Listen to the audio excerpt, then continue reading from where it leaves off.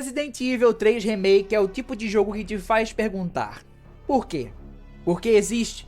Por que foi lançado tão incompleto? Por que pegaram uma das histórias mais icônicas da franquia e transformaram em um jogo de ação genérico, sem identidade e sem alma? O nome é o mesmo, a protagonista também, mas a sensação de jogar... E se você já sentiu essa frustração, aproveita e se inscreve e deixa o like, porque hoje a gente vai destrinchar o que deu tão errado aqui.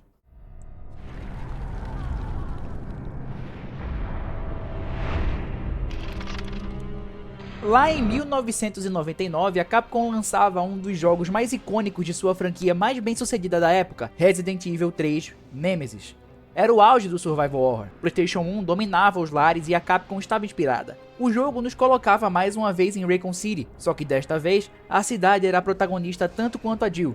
Caótica, tomada por zumbis, incêndios e desespero. Cada rua era um cenário memorável. Cada esquina trazia tensão e Resident Evil 3 Nemesis não era apenas mais uma sequência, era uma extensão crua do desastre iniciado em Resident Evil 2, porém com uma pegada mais explosiva, mais urbana, mais desesperada. Era como se estivéssemos fugindo do fim do mundo em tempo real. A Capcom sabia o que estava fazendo e entregou um clássico que até hoje é lembrado com carinho por quem viveu aquela era. Avançamos 21 anos. Em 2020, a Capcom estava num novo momento. Depois do sucesso estrondoso de Resident Evil 2 Remake, os fãs estavam em êxtase. A expectativa para o remake do 3 era absurda, mas foi aí que o pesadelo começou, só que não da forma certa. Raccoon City deveria ser o coração do remake. Um espaço urbano vivo, caótico e sufocante, mas ao mesmo tempo memorável. No original, mesmo com as limitações do PS1, cada canto da cidade tinha personalidade. Tudo havia um senso de lugar, de progressão, de desespero em cada novo ambiente. No remake de 2020,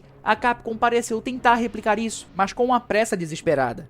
Sim, visualmente a cidade impressiona em alguns momentos. As ruas estão mais detalhadas, o clima de colapso urbano ainda existe, e em termos técnicos, a iluminação e a destruição são extremamente competentes. A primeira área com a estação do metrô, os corredores estreitos com cadáveres e os incêndios ao fundo, tudo isso mostra uma coisa, que a RE Engine é extremamente poderosa. Mas beleza sem substância não segura o peso de uma cidade inteira. A cidade no remake é uma ilusão de grandiosidade. Você tem trechos curtos, lineares, com pouquíssima exploração real, que é a marca registrada de Resident Evil. Aquela sensação de estar preso num labirinto urbano, cercado por perigos em todas as direções, simplesmente desapareceu. Não há mais escolhas de rota, nem puzzles espalhados pela cidade. Não existe mais aquele sentimento de estar invadindo uma cidade condenada em busca de sobrevivência.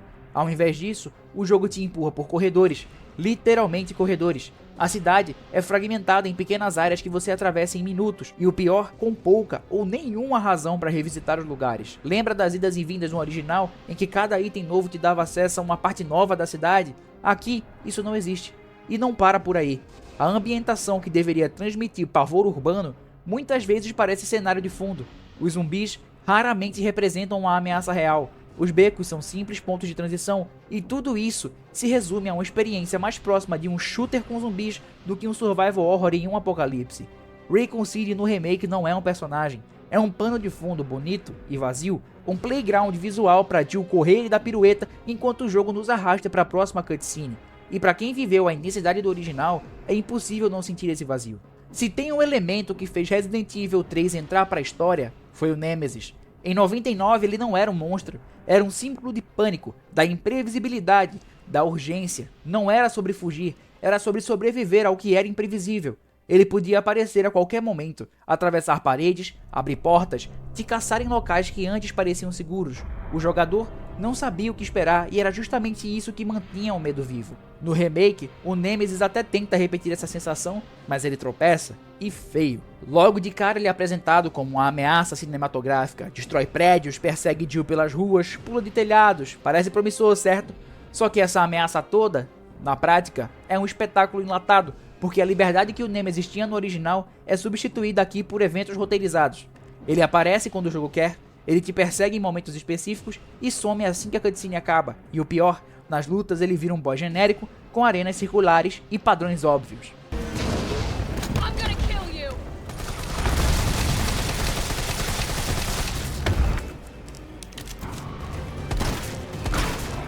Nemesis, que antes era um predador imprevisível, agora é fixo.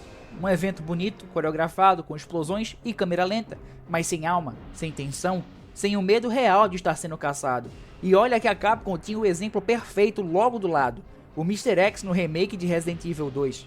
Ali, o tirano realmente te caçava, te ouvia, te forçava a mudar rotas. Ele era presente, constante e sufocante. Nemesis, que deveria ser ainda mais implacável, acaba sendo uma versão mais barulhenta, mas muito menos eficiente. E claro, ainda há outro pecado, a ausência de escolhas. No original, o Nemesis não só te caçava de forma dinâmica, como te forçava a tomar decisões críticas, enfrentar ou fugir, lutar agora ou esperar. Aqui tudo é automatizado, roteirizado, e o jogador não escolhe, o jogo escolhe por ele. O resultado disso, um vilão que era símbolo do medo, virou apenas uma marionete digital com muita pirotecnia e nenhuma profundidade.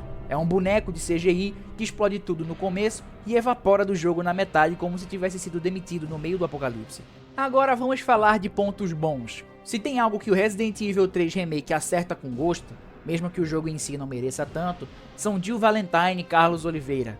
Os dois brilham, mesmo em meio ao caos das decisões questionáveis da Capcom. Jill aqui é apresentada de forma mais humana, mais cínica e endurecida, mas sem perder o senso de justiça. Ela é sarcástica, direta, pragmática, alguém que já viu o inferno em Raccoon City e não tá ali para fazer amizades. E o mais interessante é como ela mantém a frieza sem perder o lado emocional. Em poucas linhas de diálogo, a gente entende o peso que ela carrega. Ela não é só uma sobrevivente do primeiro jogo, é alguém que está lidando com o trauma e tentando manter o controle enquanto o mundo desmorona de novo. Look, just so you know, this is the last fucking time. Já o Carlos, bem, ele passou de figurante com cabelo de miojo a um dos personagens mais carismáticos da franquia. No remake, ele tem personalidade, tem humor, tem coragem, mas também empatia. E o mais importante, ele age como um personagem com agência. Alguém que quer realmente ajudar e toma decisões por conta própria. E não só como o típico militar secundário que a gente esqueceria depois dos créditos. As interações entre os dois funcionam bem, não há forçação de romance, não há clichês baratos, há respeito mútuo, ironias pontuais, provocações inteligentes. Parece coisa pequena, mas é um alívio ver personagens que se comportam como adultos normais e não como caricaturas de ação nos anos 2000. Jill! Go after Nikolai! He's got the vaccine! What about you? We're running out of time! I've got this! I know you do.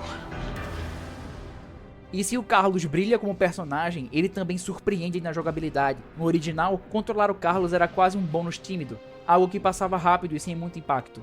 Já no remake, ele ganha sequências inteiras de ação com direito a tiroteios intensos, hordas que realmente botam pressão e até uma abordagem mais agressiva de combate, incluindo um contra-ataque corpo a corpo que, se bem usado, transforma ele num John Wick brasileiro. A parte da delegacia, por exemplo, é um dos pontos altos do jogo. Tensa, bem ambientada, cheia de pequenas conexões com Resident Evil 2, Carlos não está ali só para entregar um spray de cura para Jill, ele é parte ativa da história e sua jogabilidade complementa a da protagonista. Enquanto Jill depende de esquivas e precisão, Carlos é mais bruto, direto e serve como um respiro dinâmico dentro da campanha. É uma pena, mais uma vez, que toda essa boa vontade tenha sido jogada dentro de um roteiro apressado e de uma estrutura que mal deixa o jogador aproveitar o que o personagem tem a oferecer. Porque se o jogo fosse mais longo, mais denso, Carlos teria espaço para ser ainda mais memorável. A Capcom acertou na reinterpretação deles. Os dubladores entregaram atuações sólidas, as expressões faciais funcionam e por um momento você acredita que está jogando uma história que vale a pena. Porém, o roteiro, a estrutura do jogo e a duração do conteúdo não acompanham esse esforço. É como se tivessem dado o texto de um jogo muito melhor para esses dois interpretarem e eles fizeram um milagre com o que tinham. Mas enfim, agora que já elogiamos o que merecia, é hora de abrir essa ferida de vez. Voltando a um ponto anterior, Raccoon City virou um corredor. Aquela sensação de cidade em colapso foi substituída por lugares fixos guiados e lineares que mais parecem um passeio de trem-bala pelo apocalipse. A área da cidade, que no original era basicamente a primeira metade do jogo, aqui dura míseros 25 minutos. Uma cidade que levou anos para se tornar icônica dura menos que uma pausa para o café. O posto de gasolina sumiu. A torre do relógio reduzida a um ACG de 30 segundos. O parque foi cortado. O cemitério, nem sinal. O campanário e o hospital original, que tinham peso narrativo e tensão mecânica, remodelados ou removidos. A sensação é de que alguém na Capcom estava com pressa, como se eles tivessem uma checklist. Zumbis? Tem. Jill? Tem. Nemesis? Tem. Então beleza, pode lançar. O jogo não respira Você termina ele em 5 a 6 horas sem esforço e quando percebe, já está nos créditos se perguntando: era só isso? O mundo que antes era uma teia interligada de áreas, agora é uma sucessão de túneis disfarçados de cidade. A progressão virou um trilho, a exploração virou uma memória distante. E se tudo isso fosse compensado com conteúdo paralelo, beleza, mas nem isso. Nada de puzzles elaborados, nada de caminhos alternativos, nada de decisões que alteram o rumo da história como no original. A experiência se tornou previsível, moldada para ser cinemática e rasa, como se o jogo tivesse medo de frustrar o jogador, mas no processo esqueceu de impactar. E talvez a pergunta que fique é: como uma empresa que reconstruiu tão bem Resident Evil 2, com respeito, tensão e inovação, simplesmente chutou tudo isso no remake do 3? No fim das contas, o que resta de Resident Evil 3 Remake é só isso, um produto. Um jogo que sim, é tecnicamente polido, com bons gráficos, combate gostoso e momentos pontuais de adrenalina, mas é só isso, um jogo que funciona, mas não diz nada. Ele não homenageia o original, não respeita a sua estrutura e pior, não tenta ser mais do que uma simulação de jogo de ação genérico com zumbi. A Capcom tinha nas mãos uma das obras mais queridas da franquia, um título que em 1999 marcou época com sua atmosfera opressiva, seu nêmesis implacável e sua cidade pulsando desespero. Mas ao invés de elevar essa experiência, eles limaram, cortaram, aceleraram e simplificaram. O remake troca o terror constante por ação superficial, troca a liberdade por corredores, troca o impacto emocional por cenas rápidas e esquecíveis. E talvez o maior crime é que, diferente do original, esse jogo não fica com você depois que termina. Ele não te provoca, não te desafia, não te assombra. Resident Evil 3 Remake é um espetáculo vazio, um belo corpo, mas sem alma. E quando se trata de um jogo de terror, não existe condenação maior que essa.